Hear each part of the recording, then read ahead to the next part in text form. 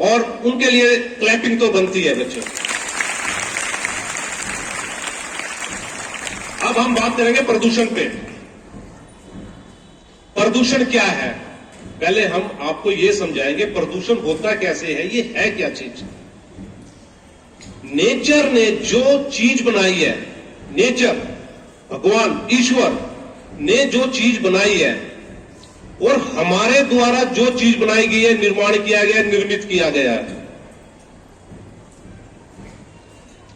उन चीजों का मिश्रण जब होता है और हमारी चीज जो बनाई हुई का अत्यधिक नेचर की बनाई हुई चीज में मिश्रण होता है, उसके जो प्रभाव निकलते हैं या प्रभाव पड़ते हैं, दुष्प्रभाव, उसको हम प्रदूषण कहते हैं। मैं आपको इसका उदाहरण देके समझाऊंगा। वायु किसने बनाई? नेचर ने दिया हमें। अब इसके अंदर हमारे द्वारा निर्मित चीज, जैसे कि धुआं, फैक्ट्रियां चलती हैं, इनका धुआं, ये सब चीज इसके अंदर ज्यादा मात्रा में मिश्रण होएंगी तो हम उसे प्रदूषण बोलते हैं।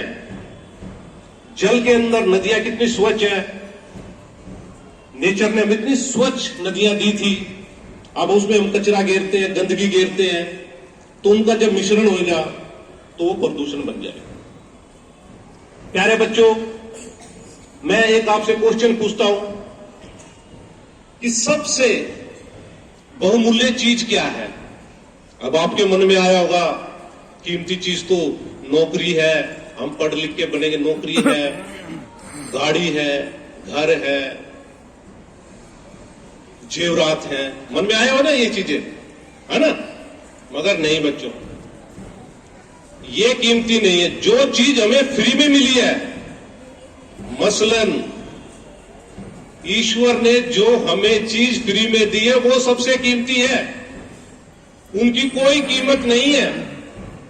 अब मैं एक उदाहरण देता हूं। वायु, जिससे हम सांस लेते हैं, जिससे हम जीवित हैं, क्या हम उसे कीमत देके खरीद सकते हैं? खरीद सकते हैं क्या हम उसे कीमत देके? अगर वो बंद हो जाएगी तो हम भगवान से क्या कीमत देके खरीद सकते हैं? अगर एक बार बारिश ना होए तो क्या हम ईश्वर से हम बारिश खरीद सकते हैं क्या? खरीद सकते हैं क्या हम? नहीं होगी तो हम कुछ नहीं कर सकते। इसलिए जो चीज ईश्वर ने हमें दी है उसको हमें सुरक्षित रखना है। वो हमें सब चीज देते हैं, लेते हमसे कुछ नहीं है, सिर्फ वो हमें चाहते हैं कि हमारी चीजों को सुरक्षित रखो, इसे जितना यूज करना उतना यूज करो। अब प्रदूषण कितने प्रकार के होते हैं, मैं उन पे थोड़ा थोड़ा बताऊंगा मैं आपको। वायु प्रदूषण, ये जो पीछे देख रहे हो ना बच्चों, ये धुंध टाइप में है ना, ये धुंध नहीं है, ये प्रदूषण है। ये अगर प्रदूषण ना होता तो हमें बिल्कुल क्लियर नजर आता, अगर हम चश्मा भी ना लगाते तो भी हमें क्लियर नजर आता। अब इसको रोके कैसे? हमारे हाथ में भी बहुत कुछ है। जैसे हम अपनी घर से गाड़ियां हैं, हम गाड़ियां चलाते हैं, अलग अलग सब गाड़ियां ले जाते हैं, तो हम एक ही गाड़ी में अगर हम 4-5 लोग बैठ के कूलिंग करके जाएं तो उससे काफी इसमें फर्क पड़ेगा। क्यों? गाड़ियां धुआं देती है। हम आग कहीं पर भी जला देते हैं, उनका धुआं, वो भी प्रदूषण बहुत ज्यादा करता है। इन छोटी छोटी बातों को अगर हम अपने जीवन में उतार लें तो प्रदूषण पे हम ऑटोमेटिकली ही इसमें काफी सुधार आएगा। अब आते हैं हम जल प्रदूषण। जल प्रदूषण जैसे नदियों के अंदर बच्चों, अब हम अपनी यमुना नदी की बात करते हैं। यमुना नदी के अंदर कितना प्रदूषण है। अभी जब वो छठ पूजा आई थी, झाग टैप में आ गया था सारा, क्योंकि उसमें सबसे ज्यादा गंदगी जाती है। हम कूड़ा कचरा सब उसके अंदर डाल देते हैं। खैर ये सरकार है लगी हुई है, उसे आने वाले कुछ समय में मैं उम्मीद करता हूं कि वो साफ हो जाएगी, मगर हमारी भी कुछ जिम्मेदारियां बनती है उनके प्रति। देखें ध्वनि प्रदूषण, शादी ब्याह में देखा होगा ना बच्चों आपने, रात में डीजे बजता है, देखा है ना आपने सबने, वो ध्वनि प्रदूषण है। अब रात में हम, शादी है हमारे घर में या पार्टी है, हम रात में तेज डीजे बजाते हैं, नाचते हैं, ढोल बजाते हैं, अब उससे जो बीमार लोग हैं या आप बच्चे हैं, जैसे आपका कल पेपर भी हो सकता है आपका, अब आप पड़ोस में तो बड़ा शोर मचा हुआ, तो आप सोओगे कैसे? 12-1 बजे तक, 2-2 बजे तक लोग बजाते रहते हैं। वो है ध्वनि प्रदूषण। हमने जो गवर्नमेंट ने टाइम लिमिट उसकी बांधी हुई है, या जो भी है, जैसे कि मेरा ख्याल 11 बजे तक लगता है डीजे बजाने का, तो 11 बजे हमने बंद कर देना उसे, जिससे ध्वनि प्रदूषण होता है। एक है पृथ्वी प्रदूषण। पृथ्वी पे आप, हमने देखा है कई बार हम कहीं पे भी कचरा फेंक देते हैं ना, इसको भी हमने सुरक्षित रखना है। ये मां है हमारी, पृथ्वी माता बोलते ना इसको, मां उसी को बोलते हैं जो हमें सब कुछ देती है मगर लेती कुछ नहीं है। उसकी संज्ञा हमने मां से दी है। जैसे जिसने हमें जन्म दिया, पृथ्वी मां, भारत मां के लिए तो हम बलिदान देने के लिए भी तैयार रहते हैं ना, कि हम उसके लिए तो हम सब कुछ कर देंगे, पृथ्वी के लिए भी हम सब कुछ कर देंगे। तो कर देंगे नहीं, करना है। अब समय आ गया है, हमने करना है।